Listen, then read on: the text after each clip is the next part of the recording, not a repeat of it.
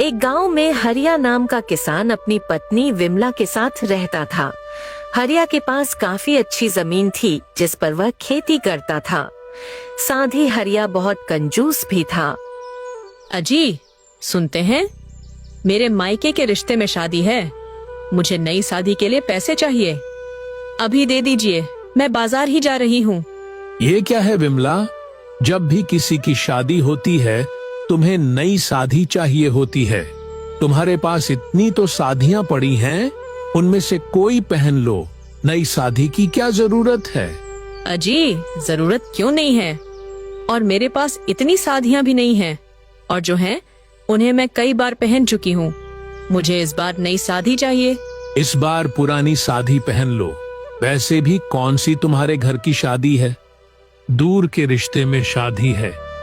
अगली बार किसी करीबी रिश्तेदार की शादी होगी, तब नई शादी दिला दूंगा।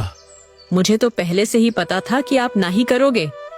अगर पता था तो पूछती ही क्यों हो? अब मेरा दिमाग मत खाओ, मुझे और भी काम है। मैं आपको अच्छे से जानती हूँ। ऐसे तो आप मुझे शादी दिलाने से रहे, लेकिन मैं भी इस बार नई शादी पहन कर ही जाऊंगी, कुछ भी हो जाए। यहाँ घी सीधी उंगली से नहीं निकलेगा, मुझे उंगली टेढ़ी करनी ही पड़ेगी। थोड़ी देर बाद हरिया खेत की ओर चला जाता है और वेनुको और विमला भी बाजार की ओर चली जाती है। अरे माँ, आप आ गई? मैं तो आपका ही इंतजार कर रही थी। चलिए जल्दी से नई शादी खरीदते हैं, और आज हम गर्मा गर्म जलेबी, चाट, पकौड़े सब खाएंगे। उसके लिए भी पैसे लाई हूँ। क्या बात है बिटिया, आखिर तूने हमारे कंजूस जमाई बाबू से पैसे निकाल ही ली। अरे कहाँ माँ, आप तो जानती हो वह और मुझे शादी खरीदने के लिए पैसे देंगे बिल्कुल भी नहीं। उन्होंने तो साफ साफ मना कर दिया था। वो तो मैंने ही जुगाड़ लगाया है। वह सब मैं आपको बाद में बताऊंगी। चलिए अभी खरीदारी करते हैं। विमला नई साड़ी खरीदकर सोचने लगती है। जल्दी से उनके आने से पहले साड़ी छुपा देती हूँ। अरे विमला, तुमने मेरे जेब से पैसे निकाले क्या? मुझे वह माधव जी को पैसे देने थे। सुबह तो जेब में 300 रुपए थे। मुझे क्या पता, आपने ही कहीं गिरा दिए होंगे। अब नहीं है।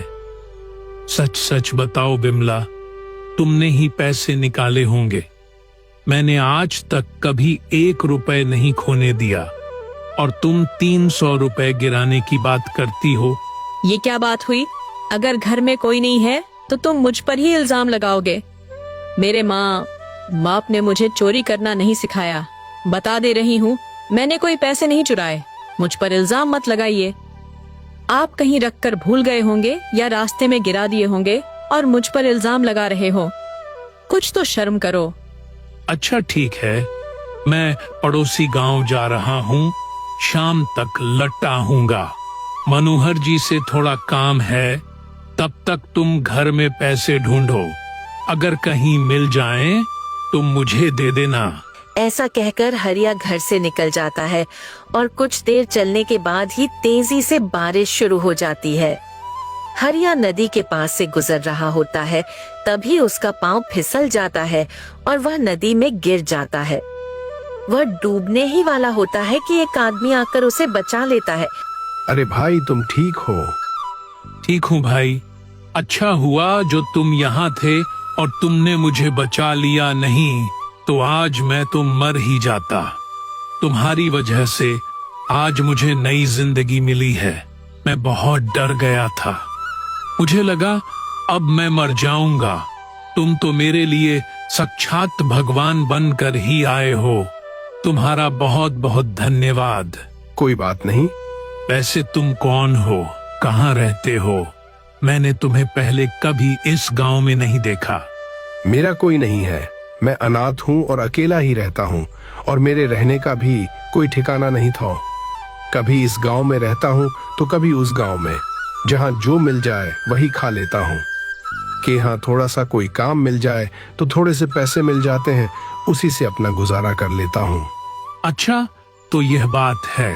तुमने आज मेरी जिंदगी बचाई है, मुझ पर बहुत बड़ा उपकार किया है। बदले में मैं चाहता हूँ कि तुम मेरे साथ चलो।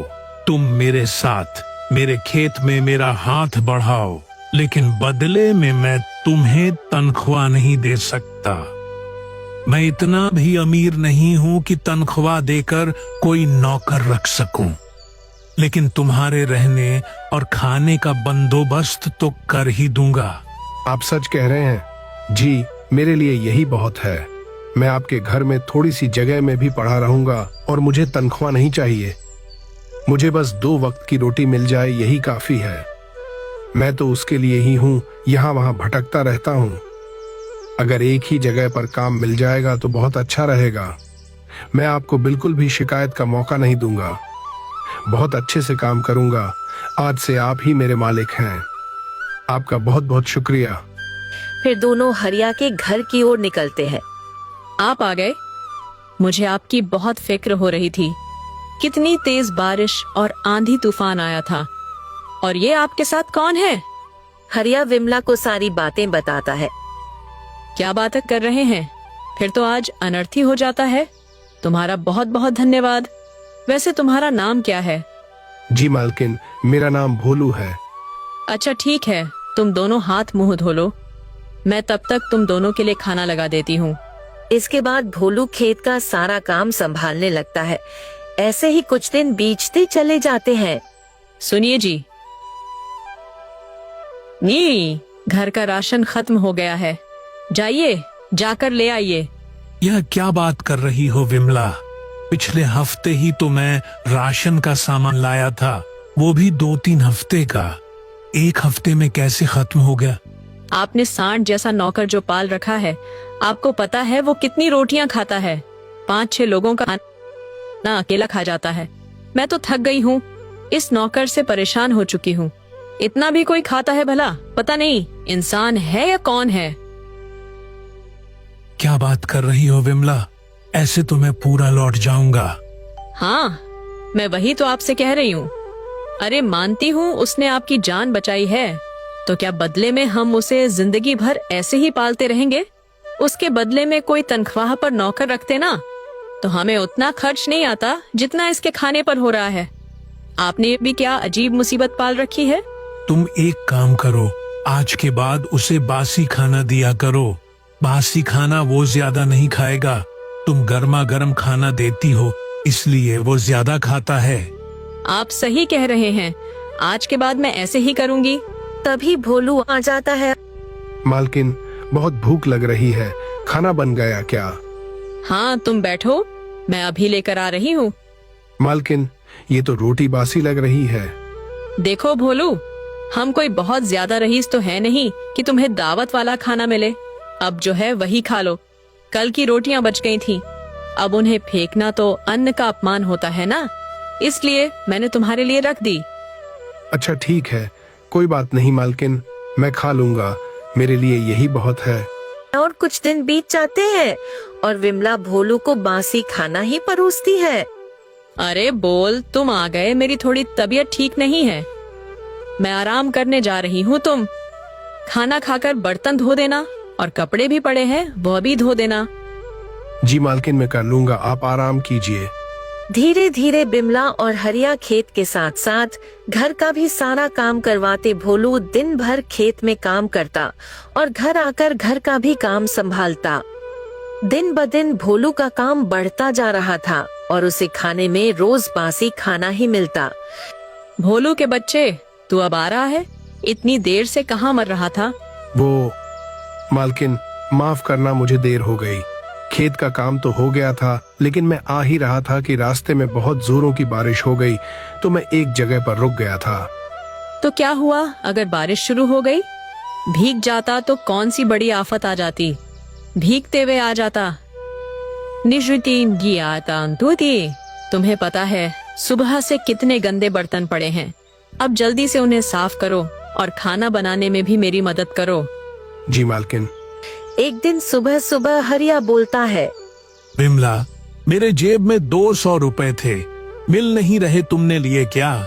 मैंने कोई पैसे नहीं लिए भला। मैं आपके जेब से पैसे क्यों चुराऊंगी? मुझे जब पैसों की जरूरत पड़ेगी तो मैं आपसे मांग लूंगी। मुझे तो लगता है जरूर उस भोलू ने पैसे चुराओगे उसने। सोचा होगा वैसे भी तनख्वाह तो मिल नहीं रही है, तो क्यों ना पैसे चुराकर ही तनख्वाह निकाल ली जाए। मैं आपसे कह रही हूँ, जरूर पैसे उसने ही चुराओगे। उसकी यह मजाल, एक तो फोकट में इतने दिनों तक हमारे घर खा रहा है, हमारे घर पर रह रहा है, और ऊपर से मेरे जेब से पैसे चुराता है। एहसान फरमोश कहीं का, उसे तो अभी बताता हूँ, आने दो उसे। थोड़ी देर बाद भोलू खेत से घर लौटता है। क्या बात है मालकिन? मालिक, आप दोनों बहुत गुस्से में लग रहे हो, कुछ बात हुई है क्या? मेरे जेब से 200 रुपये तूने निकाले, तेरी हिम्मत कैसे हुई मेरे कपनों को हाथ लगाने की? एहसान फरमोश, मैंने तुम्हारे लिए इतना कुछ किया और बदले में तू मेरे घर में चोरी करता है। तुझे शर्म नहीं आई? जिस थाली में खाता है उसी थाली में छेट करता है। मालिक, आप ये क्या कह रहे हैं? मैंने ऐसा कुछ नहीं किया है।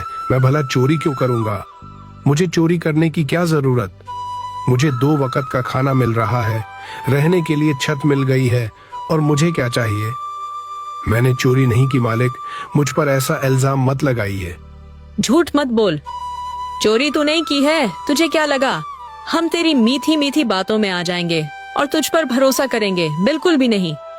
चुपचाप वो पैसे हमें दे दे, वरना निकल जा। इस घर से हमें तेरी कोई जरूरत नहीं है।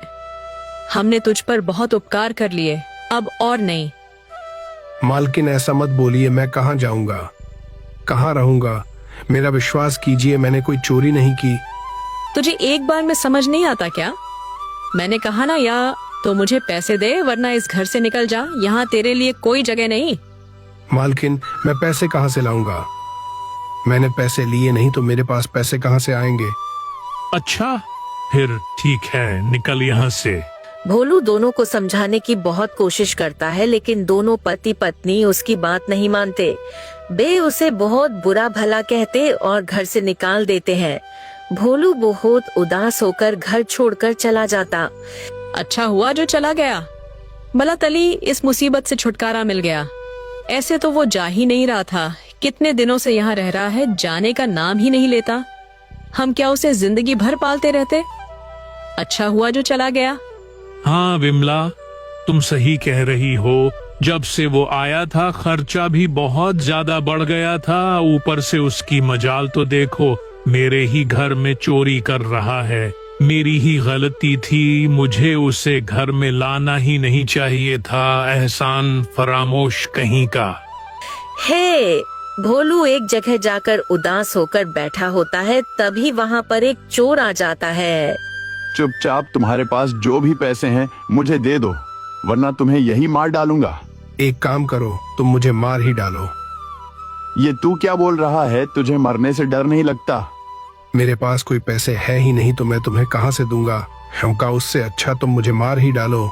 वैसे भी मैं जिंदगी से बहुत तंग आ चुका हूँ। माँ बाप तो बचपन में ही छोड़कर चले गए। अनाथ का इस दुनिया में कोई नहीं होता। मुझे लोगों के यहाँ बहुत काम किया, वो भी बहुत ईमानदारी से किया, कभी शिकायत नहीं की।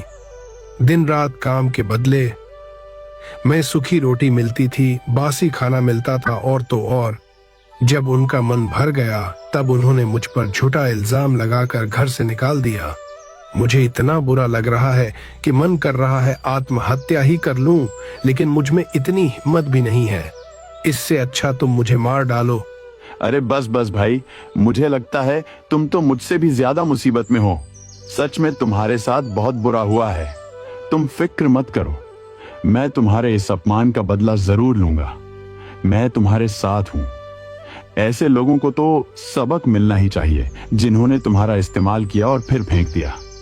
तुमने आज तक उनके यहाँ काम किया है ना, और तुम्हें कोई तनख्वाह नहीं मिली। मैं तुम्हारी तनख्वाह भी निकाल लूंगा और उन लोगों को सबक भी सिखाऊंगा। तुम बस वैसे ही करना जैसे मैं कहता हूँ। क्या ये हरिया का घर है? हाँ भाई, मैं हरिया ही हूँ। और तुम कौन हो? मैंने सुना है हमारे भोलू साहब यहीं रह रहे हैं, उन्हें बुलाओ। भोलू तो यहीं रह रहा था, तुम कौन हो? मैं तुम्हें पहचाना नहीं। मैं शहर से आया हूँ। भोलू जी शहर के बहुत बड़े रईस के बेटे हैं। उनके पास इतनी जायदाद है जो तुम सोच भी नहीं सकते। अरे वे तो तुम्हारे जैसे 10 गांव तक खरीद सकते हैं। मैं तो हैरान हूँ कि इतने बड़े साहब के बेटे आपके यहाँ इस छोटी सी घर में कैसे रहते हैं। वो भी कैसे, उनके बड़े साहब से झगड़ा हो गया था, इसलिए गुस्से से वे घर छोड़कर चले गए थे। तब से लेकर आज तक हमें उन्हें ढूंढने दे रहे हैं। मेरे साहब के पास तो इतनी धन दौलत है, फिर भी वे तुम्हारे जैसे फटीचर के घर कैसे रह सकते हैं। क्या बात कर रहे हो भाई? क्या भोलू इतने बड़े घर का बेटा है, लेकिन उसने तो कहा था कि वह अनाथ है। वे तो उन्होंने गुस्से में आकर कह दिया होगा। मैं बिल्कुल सच कह रहा हूँ। यकीन नहीं होता तो उनसे ही पूछ लो, उन्हें बुलाओ। एक काम कीजिए, आप थोड़ी देर बाहर इंतजार कीजिए, हम अभी आते हैं। ये हम क्या सुन रहे हैं? वह भोलू इतना अमीर है? हमने तो उसे नौकरों जैसे काम कराए ने। अगर उसके पिताजी को यह बात चली गई तो वह तो हमें कहीं का नहीं छोड़ेंगे। हमें यह बात इससे छुपानी होगी। और तो और उसे हमने इस घर से भी निकाल दिया है। ये बात सुनकर तो पता नहीं वह हमारे साथ क्या करेंगे। यह सोचकर तो मैं भी बहुत हैरान हूँ। मेरी एक बात समझ नहीं आ रही। वह तो इतना बड़ा अमीर है, फिर भी उसने मेरे जेब से 200 रुपए क्यों निकाले? जी, वो पैसे उसने नहीं, मैंने निकाले थे। क्या बात कर रही हो बिमला? होश में तो हो। इसका मतलब तूने झूठ बोला। पैसे तूने निकाले थे और तूने जानबूझकर उस पर इल्जाम लगाया। ये सब आपकी वजह से हुआ है। मुझे माफ कर दीजिए। मैं आइंदा ऐसा कुछ नहीं करूंगी। लेकिन फिलहाल इस बात पर बहस करने का वक्त नहीं है। हमें कुछ भी करके भोलू को ढूंढना पड़ेगा और इन्हें किसी बहाने से यहाँ से आज भेज दीजिए। उन्हें कह दीजिए कि भोलू कहीं बाहर गया है। हमें भोलू को ढूंढकर घर लाना ही पड़ेगा। तुम सही कह रहे हो, हमें कुछ भी करके भोलू को घर लाना ही होगा। आपने सुना नहीं, वह कितना बड़ा रईस का बेटा है। जरा सोचिए, अगर हमने भोलू को खुश कर दिया तो वह हमें कहां से कहां पहुंचा सकता है। हो सकता है वह हमें माला माल कर दे। हमारी तो जिंदगी ही सुधर जाएगी। हमारे पास बहुत सारा धन आ जाएगा। वह भाई साहब, भोलू जी तो घर पर नहीं है। वह बाहर घूमने गए हैं। कब तक लौटेंगे पता नहीं। आप एक काम कीजिए ना, आप अभी चले जाइए। जैसे ही भोलू आते हैं। हरिया और विंध्य और विमला ये सुनकर स्तब्ध रह जाते हैं। ऐसा कहकर वह आदमी वहां से चला जाता है और दोनों भोलू को ढूंढने के लिए घर से निकल जाते हैं। वे उसे बहुत जगह जाकर ढूंढते हैं। फिर एक जगह भोलू पेड़ के नीचे बैठा हुआ मिल जाता है। दोनों भोलू को देखकर बहुत ज्यादा खुश हो जाते हैं और उसके पास जाकर कहते हैं, भोलू, मेरा भाई कैसा है? तू हमने तुझे कहाँ कहाँ नहीं ढूंढा। हमें माफ कर दे। हमने तेरे साथ बहुत बुरा किया। तूने कोई चोरी नहीं की थी। तू सच बोल रहा था। मेरी ही मती मारी गई थी। जो मैंने तुझ पर भरोसा नहीं किया, वह पैसे तो मेरे जेब में ही थे। मुझे ही याद नहीं रहा। मैंने तुझ पर इल्जाम लगाया। मुझे अपना भाई समझ के माफ कर दे। भोलू, मुझे भी माफ कर दूं। मैंने भी तुम्हारे साथ बहुत बुरा किया। न जाने मैंने तुमसे क्या क्या काम करवाया। बेचारा दिन भर काम करता था और बदले में मैंने तुम्हें सूखी रोटी खिलाया। मैं बहुत बुरी हूं। मुझे अपनी गलती का एहसास हो गया है। तू घर चल, मैं अपनी गलती का प्रायश्चित करना चाहती हूँ। नहीं, मैं अब घर नहीं आऊंगा। मैं आप लोगों को और तकलीफा नहीं देना चाहता। मैं यहीं ठीक हूं। आप लोग जाइए यहां से। नहीं मेरे भाई, ऐसा मत बोल। अगर तू हमारे साथ नहीं आएगा तो हम भी यहां से नहीं जाएंगे। आज हम तुझे लेकर ही जाएंगे। तू तो हमारे घर का सदस्य है, मेरे भाई जैसा है। तेरे बिना घर सूना सूना लगता है। हमें तेरी बहुत याद आ रही थी।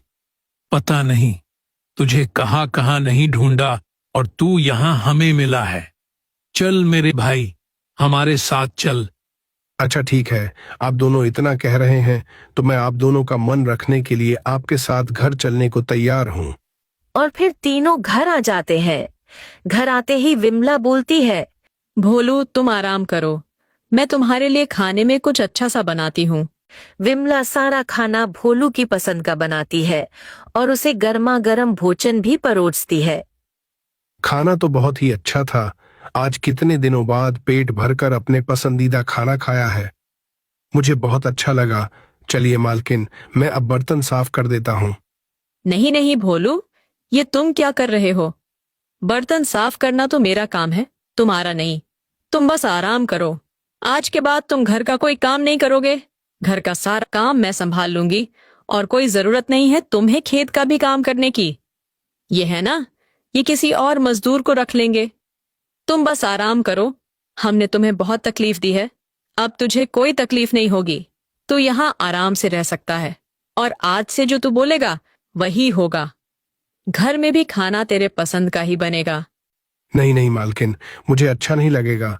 मुझे काम करने दीजिए। नहीं भोलू, तुम कोई काम नहीं करोगे, तुम बस आराम ही करोगे और तुम्हारे मन में जो आए वह करो। जहां घूमना है वहां घूमो। तुम्हें जो खाने का मन करे मुझे बता दिया करो, मैं सब कुछ तुम्हारे लिए बनाऊंगी।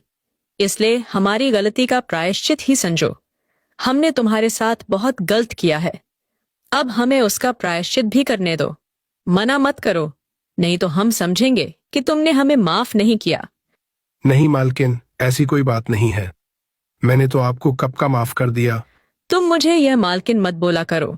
एक काम करो, तुम मुझे भाभी बुलाया करो और इन्हें भैया। तुम हमारे नौकर थोड़े ही हो, तुम तो इनके भाई जैसे ही हो।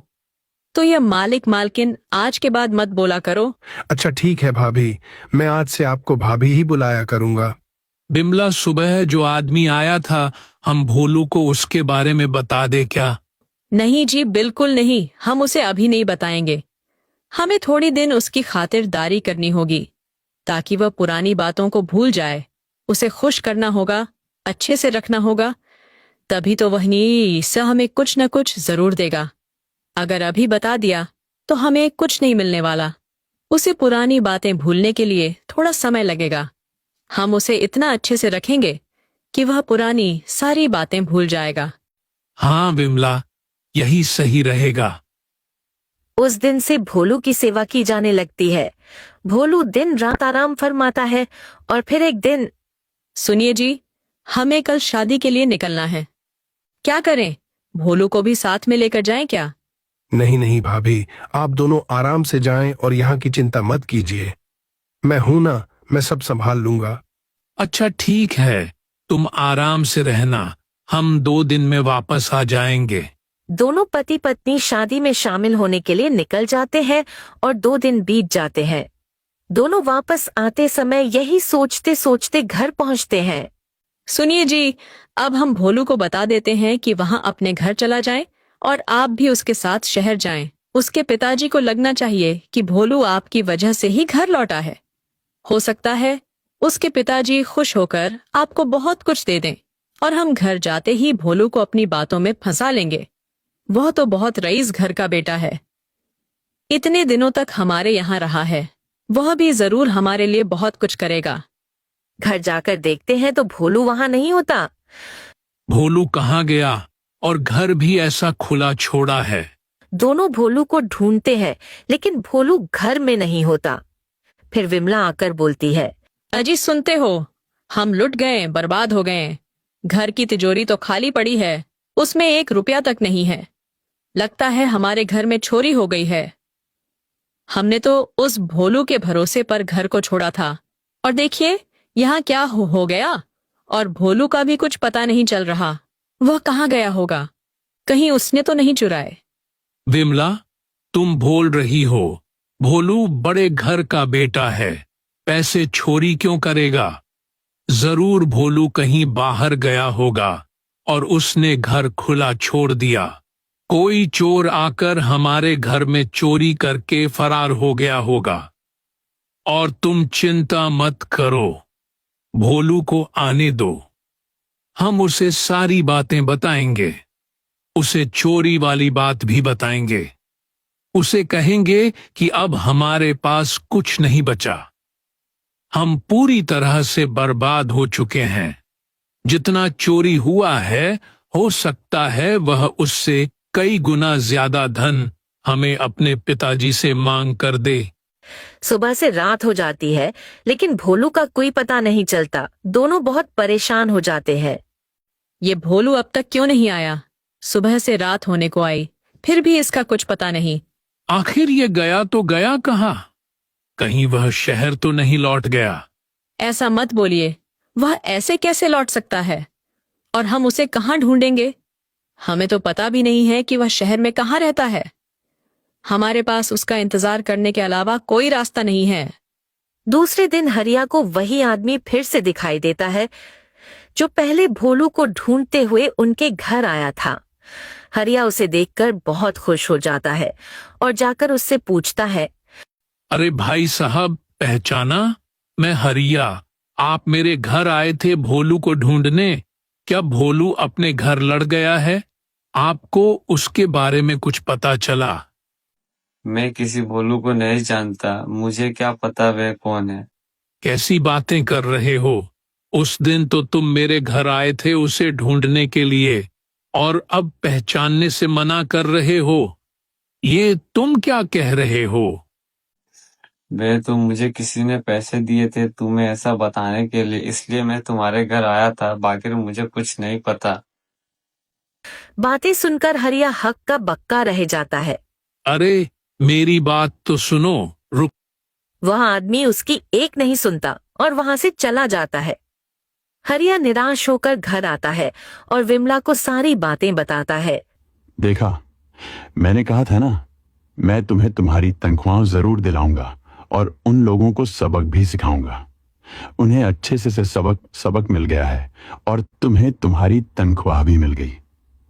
सच में भाई, तुमने मेरी बहुत मदद की है। अगर तुम ना होते तो पता नहीं मैं कहाँ कहाँ भटकता रहता। तुम मेरी एक बात सुनोगे? तुम भी ये चौड़ी का काम छोड़ दो। हम दोनों मिलकर इन पैसों से छोड़ से कोई नया काम शुरू करते हैं। ठीक है भाई, मैं भी तैयार हूं।